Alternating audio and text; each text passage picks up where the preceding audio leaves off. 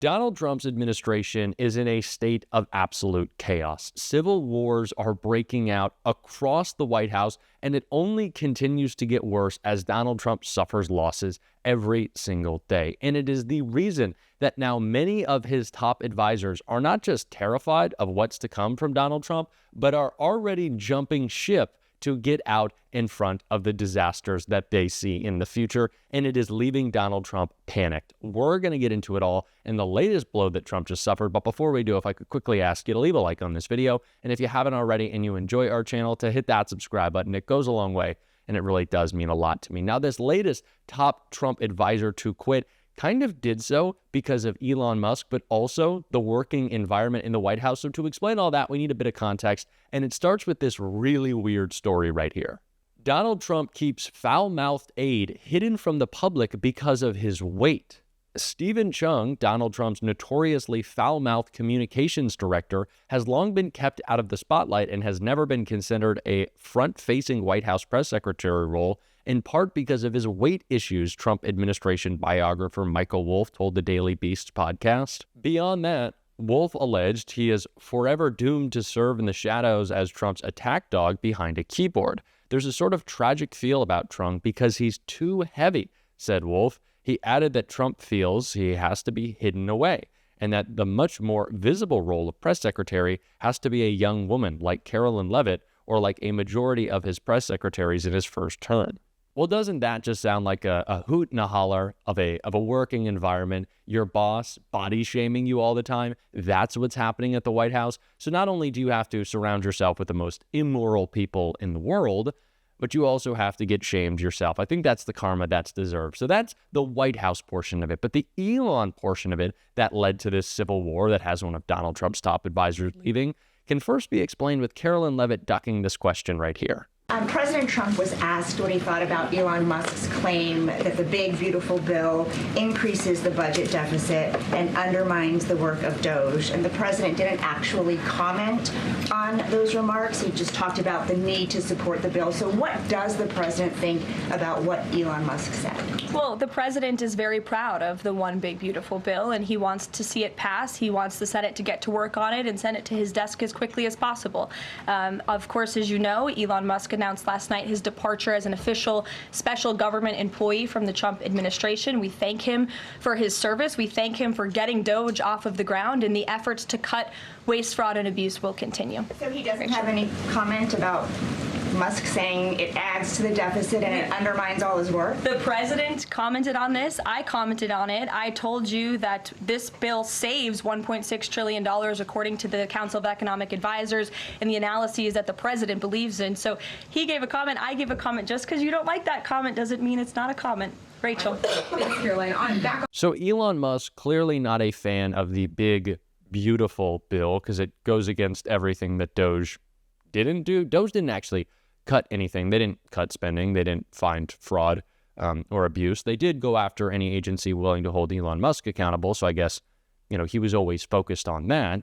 But Republicans are scrambling right now as this clear tension exists between Trump and Elon that, of course, will get to the reason this top advisor quit. And I want to take a look at what Mike Johnson had to say in response to Elon's critiques.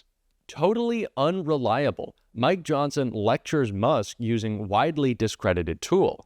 House Speaker Mike Johnson swatted aside growing concerns that Donald Trump's big, beautiful bill on tax cuts will explode the federal deficit in an interview on Fox News Thursday.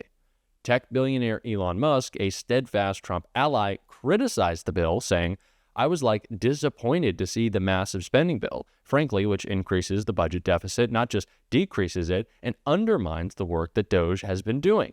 I think a bill can be big or it can be beautiful, but I don't know if it can be both." But Johnson, pressed by Fox anchors about Musk's comments, simply dismissed these numbers as fake. So you have Elon Musk attacking Donald Trump's agenda, Mike Johnson trying to salvage it. You have Elon mad at Trump, Trump mad at Elon, Trump making fun of the weight of people around the White House, everyone feeling uncomfortable as it all falls apart. So you can expect why people would want to leave. But as there is this tension between Donald Trump and Elon Musk, you wouldn't expect it to be so blatant, but it is. And with Stephen Miller's wife, as we can see in this article right here. Rumors swirl as Stephen Miller's wife leaves White House to work for Elon Musk.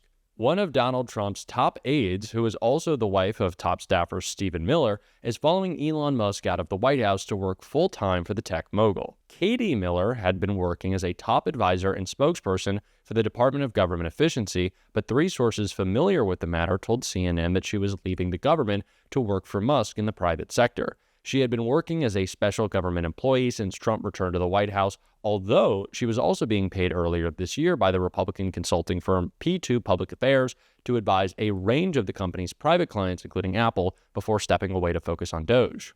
Miller's role as a special government employee was set to expire Friday after a statutory limit of 130 days of service, and she is reportedly helping Musk to set up media interviews unrelated to his government work now that he has officially stepped down as head of Doge. Musk has given interviews this week to CBS News, The Washington Post, where he complained about the White House's betrayal and criticized the big, beautiful bill Trump was trying to push through Congress. Miller's exit sparked speculation about her marriage to the president's deputy White House chief of staff and sent the word thruple, yes, thruple, trending on social media.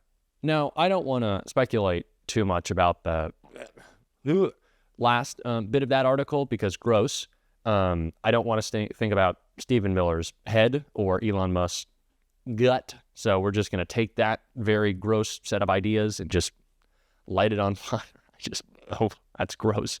But what is important to talk about, this article points out, is the failures of Elon Musk in his time at the White House and how unhappy he is leaving. And Ari Melber broke that down further in this clip right here. He said he would save trillions. Musk's agency, though, was caught misleading the public. He eventually had to downgrade the goals. Musk is from tech. There's a big motto about disruption. And while that might work in a business setting to some degree, especially if you don't care about firing people or well-being, something the government's supposed to care about, but it didn't work very well here. Regulations basically should be default gone. Default gone, not default there, default gone. And if it turns out that we missed the mark on a regulation, we always add it back in. Missing a mark on a regulation doesn't work well if you get a financial crisis or deadly emergencies. And the problem for Musk was that the type of cutting he was doing of government programs didn't work. I can show you some examples right here. We'll put this up on the screen. He was, of course, blocked in court, like other Trump efforts, exceeding authority. When people learned over time what he was up to, it was very unpopular. And then Musk, who of course is unelected, found that Republican lawmakers and people working alongside the MAGA agenda were now facing pretty strong protests, partly because of the way he was leading. Here's the hit that Tesla took. Musk's unpopular politics were part of toxifying that brand. SpaceX continued to have its own problems, and while that's part of running a business, there were real questions in multiple companies over whether his sort of part-time government job was distracting him. Most CEOs couldn't get away with that at public companies in the first place. There's the self-dealing we've told you about, efforts to leverage power to make money. And yet this is a key irony. If this were a movie, it might be unbelievable. Despite having the inside track and all the power and overseeing the cabinet meetings, this has been a period where Musk has lost more money than usual. His net worth down by a staggering 50+ billion since the inauguration alone. He has complained about what he has faced, some accountability, some criticism. He's upset that in politics, people will respond to what you do. There's also the issue of scientific advancements and how NASA will work, or education will work, or rural support networks will work when you cut this fast, this indiscriminately. And in response to what is here a provable record, what some call a failed record, Musk says he's some kind of victim. You've talked about $4 billion a day being saved. If you add that up, it's not going to get to $2 trillion over the lifetime of Doge. I'm sorry. I feel you're somewhat trapped in the NPC dialogue tree of a traditional journalist. We do not make the laws, nor do we control the judiciary, nor do we control the executive branch. Doge is an advisory group. We are doing the best we can. as an advisory group. His best that he can is a matter of, I guess, debate or opinion. But the other claims there were false. Fact check, false.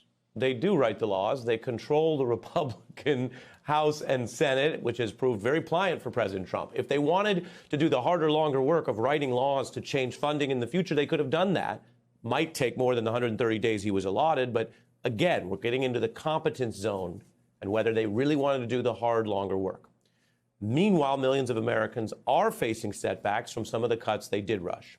Worried about the power that Elon Musk has been given without any kind of election. My concern right now, and I think I speak for a lot of Americans, is Elon Musk. Yes. Elon Musk pushed. The people pushed back, and now he's out. That brings us to a special day around here on the beat. It is time for Che Day. You know the man. You see the cartoon. You see the embattled flags of some of our nation's universities that you've attended. Welcome back, Right. Che Komanduri. Thank you for having me, Ari. Having you on Che Day is fitting, I think. Yeah, I mean, considering it's named after me, what other Che could there possibly be that you could have on Che Day? I mean, I happen to know that sometimes people call you Chai. If it were a lighter news day, maybe we could just have a chai latte there. But it's not the same, Che. Thanks for being here. I meant what I said in our setup. It's quite remarkable that Musk is out this quickly. He has been bemoaning his setbacks or failures in public, which means he's not spinning them as wins. You have a theory about this, so go ahead. Yeah, I mean, money can't buy you love, as the Beatles said. Money also can't buy you the respect of voters. It can't buy you the respect of MAGA. And it appears at this point not to be able to buy you the respect of Donald Trump. I mean, it's very interesting that this has all happened over the course of 3 months. Over those months, we have seen Musk lose billions, and we have seen Donald Trump gain billions. Sure, Elon Musk did use the federal government to dump billions of dollars into his pocket while he was in the White House. And yes, he used it to attack any agency willing to hold him accountable for his corruption and criminality. But really, he came out of this thing a failure as maybe the most unpopular person in America, and Tesla's stock is still down from where it was at its peak. And do I ever think that it'll get back to what it was before Elon became the political figure that he is? Absolutely not. So is this a win for him? Really? No.